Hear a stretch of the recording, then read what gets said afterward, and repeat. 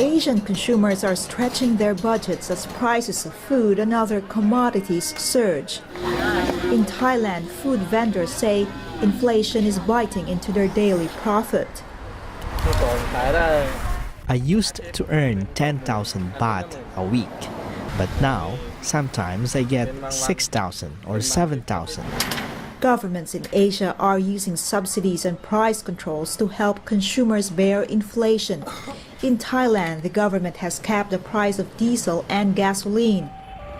And the Philippines is giving $11.5 million in fuel subsidies to public transport drivers. The Hong Kong government promised to use its budget surplus to help citizens fight inflation by offering subsidies and cash handouts. Inflation in the city rose to a 30-month high in February.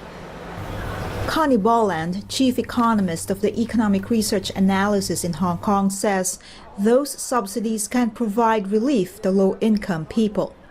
But the amount, I think, is probably too small. In Thailand, some vendors say fuel subsidies are not enough, so they have to cut corners.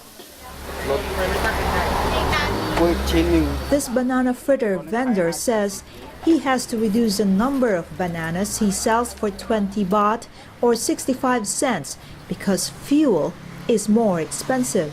What we see is that because the economy is doing well, people feel like they should be able to pass along some of those increases.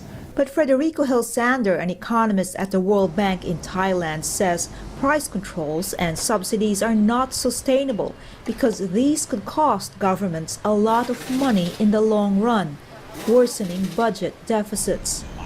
The World Bank calls for focused subsidies that benefit the poorest people. The best thing you can do is more targeted subsidies, and in the long term, we need to have the supply response and have agriculture produce more food, and we think that there's a lot of potential for that. A World Bank study found that as food prices climb, average Thai farmers' incomes rise as well. But this is true for the average farmer. It's not really true for the poorest people. So we would say that probably you want to be more targeted with the ways that you distribute subsidies. While other Asian countries are grappling with ways to curb rising prices, analysts say countries like Thailand should capitalize on agriculture and help farmers make the most of rising market prices.